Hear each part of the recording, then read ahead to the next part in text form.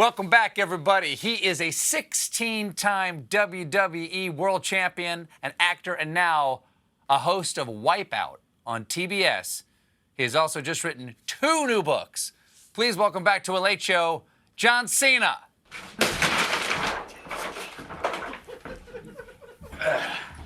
Let me get all situated over here.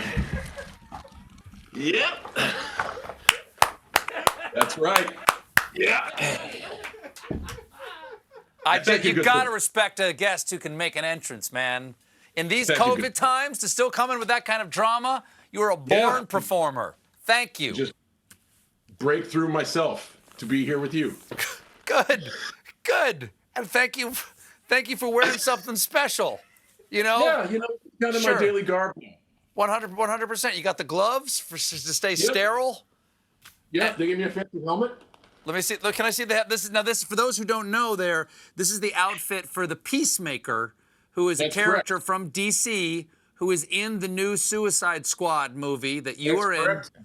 Yes. And that is the dumbest helmet ever committed to a superhero. Well, they say perspective is everything, and I only see out. I really can't see what it looks like on me. I can only assume that it looks super radically awesome. So it does. Why does it have? It looks like one of those clamshell packages you get when you buy like new headphones or something. No, so you're a late adapter. That's fine. That's totally fine. I just think I think it's super cool. You're going to see it in the Suicide Squad, and this is actually the home of Peacemaker, and you're going to see it in Peacemaker, a show for HBO Max that's going to happen after Suicide Squad. Oh, so there's going to be a whole other show just for this character that no one has ever seen on screen before. Stephen, of course there's going to be a show. Please. With a look like that, come on. You got to give the people what they want. Now, what do we need to know about Peacemaker? He loves peace, and he's willing to kill to get it. And that's pretty much Sure. He doesn't It's a proud tradition. How many men, women, and children he needs to kill to get peace. Well, good. I look forward to it. Now, when is do you know when the Suicide Squad is coming out? Do you know when that's coming out? The Suicide Squad is going to be released in theaters August 6th, so mark that date on your calendar. It's also going to be released simultaneously on HBO Max. But go see it in the theaters. It's worth it. Okay. And then the show on HBO Max comes out when? TBD. We're doing it right now, so I don't know how things work in the television movie land. I just don't know. Is this literally the set? Are you calling me from the set? Yeah, this is Peacemaker's house. Bruce Wayne has that huge mansion in the Batcave.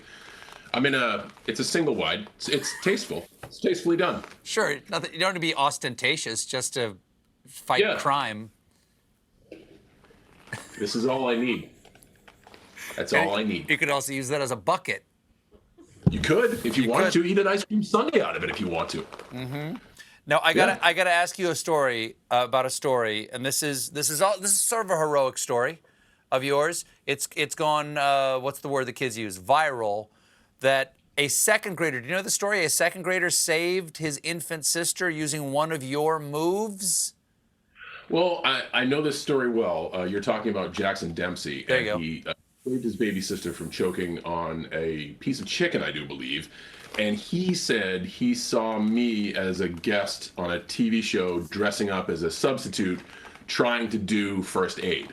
So I'm glad that because he mentioned me, the media picked it up. But I think the important thing to focus on is that this kid in a critical time of crisis, when it's been studied that when bad things happen, usually it's very tough for us to take action. This young man took action and saved his sister's life, and I think that's really important. Did he Heimlich her? That was sort of like pumped her chest or her back or something like that? I think he hit her on the back, from what I understand, and that dislodged the food that she was choking on, and she pretty much would have suffocated and died. And I already sent him a thank you, and I really appreciate hearing stories like that. Not that I'm attached to it, I just appreciate hearing people in times of crisis taking action. I think that's really cool. I'm glad he used that move and not this. That would not have been the right move. So yes, he funny would have been funny, but ultimately tragic.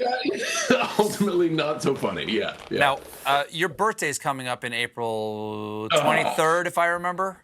April 23rd. Yeah. Okay. Thank you. Yeah. Thanks for reminding me of that day. Enough of the fudge talk. It's CBS. Now, I had John Oliver on the show back in, Yeah. when was this? February? Was this for the Super Bowl? When was this? When was he on? We don't know. We had John Oliver on in February, and this is, look at what Oliver said about you. Take a look at this. I found this out last year. I am the exact same age to the day as John Cena. We were born on the exact same day, the exact same year. Two babies in different countries who very much biologically chose to go in two different directions. John Cena looks like Tom Brady ate John Oliver. It's amazing. I think of John Cena every birthday now, specifically thinking I'm not just one step closer to death, I'm about 20 steps closer to death than he is. John Cena, a reaction to John Oliver's reaction. Mr. Colbert, do you know what it's like living in someone's shadow? John Oliver said he thinks about me every birthday now. I've thought about John Oliver for 44 years. I think this is a psychological warfare tactic by my parents. Really? We were born on the same day, in the same year. We share the same first name. And I think possibly if you do a little research, maybe even the same last name, I'm not sure. I've been living in this guy's shadow for 44 years. You know what that's like? It's why I wear this costume. It's why I do interviews like this. I try so hard to get my own identity. And just around April 20th, I feel pretty good about myself. Yeah. And then April 23rd, I'm reminded that I'm never, ever, ever possibly going to do anything better than the existence of John Oliver. Wow. Yeah. Now that I think of it, I do have trouble telling you guys apart. Very similar. He is clearly superior to me in every way. Other than physically. Physically. You know what I do for my birthday? Every April 23rd, you know what I do? What? I cover myself in shame syrup. Shame syrup? Is that edible? Is that some sort of role playing? Basically just made for my tears, Stephen.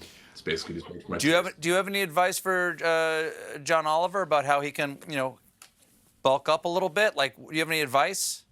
I would suggest maybe letting himself go a little bit. That way, maybe all the hard work I do day in and day out could finally be noticed. Because with a Herculean physique like John Oliver, sure, and his wit, he's sharp as a tack. I can't get around it. It's here, April 23rd, a famous John has a birthday. Oliver this, Oliver that. Enough already. All right. Well, that's buck up, buddy. And if you need something to cheer you up, might I recommend two books by John Cena. You have 2 books right now. That is. Thank you. Thank you. That's what they pay me for, man. You got 2 books. One is Be a Work in Progress. Yes. That's for the adults. And for the kids, we have Do Your Best Every Day to Do Your Best Every Day. Yeah. Positive messages. I understand you somehow have 2 books that are words of encouragement to people that are gleaned entirely from Twitter. Correct. Yes. That I imagine that if it was positive things on Twitter, they would be thinner books than this. Where did you write these? Did you write these positive things on Twitter?